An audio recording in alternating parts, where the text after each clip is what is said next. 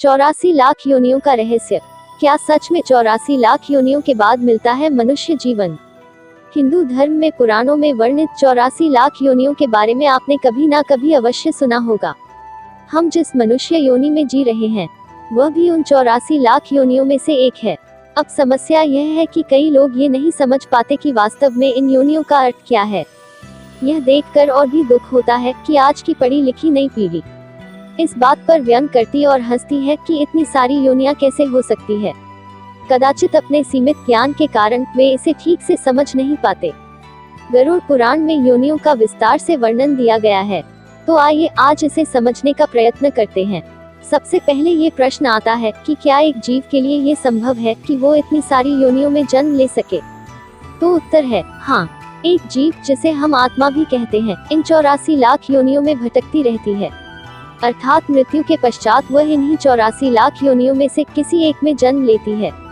ये तो हम सब जानते हैं कि आत्मा अजर एवं अमर होती है। इसी कारण मृत्यु के पश्चात वो एक दूसरी योनि में दूसरा शरीर धारण करती है। अब प्रश्न ये है कि यहाँ योनि का अर्थ क्या है? अगर आसान भाषा में समझा जाए तो योनि का अर्थ है जाति अर्थात नस्ल। इस विश्व में जितने भी प्रकार की जातियां हैं उसे ही योनि कहा जाता है। इन जातियों में न केवल मनुष्य और पशु आते हैं, बल्कि पेड़ पौधे, वनस्पतियां, जीवाणु, विषाणु इत्यादि की गणना भी उन्हीं 84 लाख योनियों में की जाती है। आज का विज्ञान बहुत विकसित हो गया है और दुनिया भर के जीव वैज्ञानिक वर्षों की शोधों के बाद इस निष्कर्ष पर पहुंचे हैं कि इस पृथ्वी पर आज लगभग 87 लाख प्रकार के जीव जंतु एवं वनस्पतियां पाई जाती है। इन 87 लाख जातियों में लगभग 2 से 3 लाख जातियां ऐसी हैं जिन्हें आप मुख्य जातियों की उपजातियों के रूप में वर्गीकृत कर सकते हैं।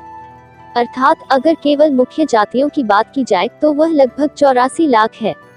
अब आप सिर्फ यह अंदाजा लगाएं कि हमारे हिंदू धर्म में ज्ञान विज्ञान कितना उन्नत रहा होगा कि हमारे ऋषि मुनियों ने आज से हजारों वर्षों पहले केवल अपने ज्ञान के बल पर यह बता दिया था कि 84 लाख योनियां हैं, जो कि आज की उन्नत तकनीक द्वारा की गई गणना के बहुत निकट है। हिंदू धर्म के अनुसार इन 84 लाख योनियों में जन्म लेते रहने को ही जन्म मरण का चक्र कहा गया है। जो भी जीव इस जन्म मरण के चक्र से छूट जाता है, अर्थात जो अपनी 84 लाख योनियों की गणनाओं को पूर्ण कर लेता है और उसे आगे किसी अन्य योनि में जन्म लेने की आवश्यकता नहीं होती है, उसे ही हम मोक्ष की प्राप्ति करना कहते हैं। मोक्ष का वास्तविक अर्थ जन्म मरण के चक्र से निकलकर प्रभु में लीन हो जाना है। यह भी कहा गया है कि सभी अन्य योनियों में जन्म लेने के पश्चात ही मनुष्य योनि प्राप्त होती है। मनुष्य योनि से पहले आने वाली योनियों की संख्या 80 लाख बताई गई है।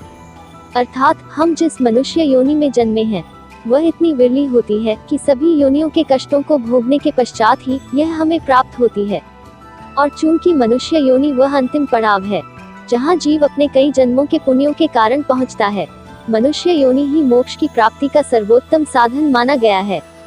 विशेषकर कलयुग में जो भी मनुष्य पाप कर्म से दूर रहकर पुण्य करता है उसे मोक्ष की प्राप्ति की उतनी ही अधिक संभावना होती है।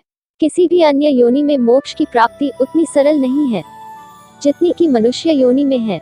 किंतु दुर्भाग्य ये है कि लोग इस बात का महत्व समझते नहीं है कि हम कितने सौभाग्यशाली हैं कि हमने मनुष्य योनि में जन्म लिया है। एक प्रश्न और भी पूछा जाता है कि क्या मोक्ष पाने के लिए मनुष्य योनि तक पहुंचना या उसमें जन्म लेना अनिवार्य है? इसका उत्तर है नहीं। हालांकि मनुष्य योनि को मोक्ष की प्राप्ति के लिए सर्वाधिक आदर्श योनि माना गया है, क्योंकि मोक्ष के लिए जीव में जिस चेतना की आवश्यकता होती है वह हम मनुष्यों में सबसे अधिक पाई जाती है। इसके अतिरिक्त कई गुरुजनों ने यह भी कहा है कि मनुष्य योनि मोक्ष का सोपान है और मोक्ष केवल मनुष्य योनि में ही पाया जा सकता है। हालांकि यह अनिवार्य नहीं है कि केवल मनुष्यों को ही मोक्ष की प्राप्ति होगी, अन्य जंतुओं अथवा वनस्पतियों को नहीं। इस बात के कई उदाहरण हमें अपने वेदों और पुराणों में मिलते हैं कि जंतुओं ने भी सीधे अपनी योनि से मोक्ष की प्राप्ति की। महाभारत में पांडवों के महाप्रयाण के समय एक कुत्ते का जिक्र आया है जिसे उसके साथ ही मोक्ष की प्राप्ति हुई थी, जो वास्तव में धर्मराज थे। महाभारत में ही अश्वमेघ यज्ञ के समय एक नेवले का वर्णन है जिसे युधिष्ठिर के अश्वमेघ यज्ञ से उतना पुण्य नहीं प्राप्त हुआ जितना एक गरीब के आटे से, और बाद में वो भी मोक्ष को प्राप्त हुआ। विष्णु एवं गरुड़ पुराण में एक गज और ग्राह का वर्णन आया है जिन्हें भगवान विष्णु के कारण मोक्ष की प्राप्ति हुई थी। वो ग्रह पूर्व जन्म में गंधर्व और गज भक्त राजा थे, किंतु कर्मफल के कारण अगले जन्म में पशु योनि में जन्मे। ऐसे ही एक गज का वर्णन गजानन की कथा में है, जिसके सिर को गणेश जी के सिर के स्थान पर लगाया गया था और भगवान शिव की कृपा से उसे मोक्ष की प्राप्ति हुई। महाभारत की कृष्ण लीला में श्री कृष्ण ने अपनी बाल्यावस्था में खेल खेल में यमल एवं अर्जुन नामक 2 वृक्षों को उखाड़ दिया था। वो यमलार्जुन वास्तव में पिछले जन्म में यक्ष थे, जिन्हें वृक्ष योनि में जन्म लेने का श्राप मिला था। अर्थात जीव चाहे किसी भी योनि में हो, अपने पुण्य कर्मों और सच्ची भक्ति से वो मोक्ष को प्राप्त कर सकता है। एक और प्रश्न पूछा जाता है कि क्या मनुष्य योनि सबसे अंत में ही मिलती है? तो इसका उत्तर है नहीं। हो सकता है कि आपके पूर्व जन्मों के पुण्यों के कारण आपको मनुष्य योनि प्राप्त हुई हो, लेकिन ये भी हो सकता है कि मनुष्य योनि की प्राप्ति के बाद किए गए आपके पाप कर्म के कारण अगले जन्म में आपको अधम योनि प्राप्त हो। इसका उदाहरण आपको ऊपर की कथाओं में मिल गया होगा। कई लोग इस बात पर भी प्रश्न उठाते हैं कि हिंदू धर्म ग्रंथों, विशेषकर गरुड़ पुराण में अगले जन्म का भय दिखाकर लोगों को डराया जाता है, जबकि वास्तविकता यह है कि कर्मों के अनुसार अगली योनि का वर्णन इस कारण है ताकि मनुष्य यथासंभव पाप कर्म करने से बच सके। हालांकि एक बात और जानने योग्य है कि मोक्ष की प्राप्ति अत्यंत ही कठिन है। यहाँ तक कि सतयुग में जहाँ पाप शून्य भाग था, मोक्ष की प्राप्ति अत्यंत कठिन थी। कलयुग में जहाँ पाप का भाग 15 है, इसमें मोक्ष की प्राप्ति तो अत्यंत ही कठिन है।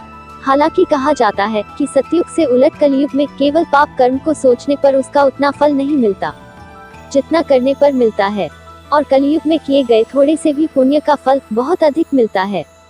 कई लोग यह समझते हैं कि अगर किसी मनुष्य को बहुत पुण्य करने के कारण स्वर्ग की प्राप्ति होती है तो इसी का अर्थ मोक्ष है, जबकि ऐसा नहीं है। स्वर्ग की प्राप्ति मोक्ष की प्राप्ति नहीं है। स्वर्ग की प्राप्ति केवल आपके द्वारा किए गए पुण्य कर्मों का परिणाम स्वरूप है। स्वर्ग में अपने पुण्य का फल भोगने के बाद आपको पुनः किसी अन्य योनि में जन्म लेना पड़ता है, अर्थात आप जन्म और मरण के चक्र से मुक्त नहीं होते। रामायण और हरिवंश पुराण में कहा गया है कि कलयुग में मोक्ष की प्राप्ति का सबसे सरल साधन राम नाम है। पुराणों में 84 लाख योनियों का गणनाक्रम दिया गया है कि किस प्रकार के जीवों में कितनी योनियां होती है। जैन धर्म में भी जीवों की 84 लाख योनियां ही बताई गई है, सिर्फ उनमें जीवों के प्रकारों में थोड़ा भेद है। अतः अगर आगे से आपको कोई ऐसा मिले जो 84 लाख योनियों के अस्तित्व पर प्रश्न उठाए या उसका मजाक उड़ाए, तो कृपया उसे इस शोध को पढ़ने को कहें। साथ ही ये भी कहें कि हमें इस बात का गर्व है कि जिस चीज को साबित करने में आधुनिक विज्ञान को हजारों वर्षों का समय लग गया, उसे हमारे सनातनी विद्वानों ऋषि मुनियों ने सहस्त्रों वर्षों पूर्व ही सिद्ध कर दिखाया था। दोस्तों, आपको यह जानकारियाँ कैसी लगी? कृपया कमेंट करके जरूर बताएं।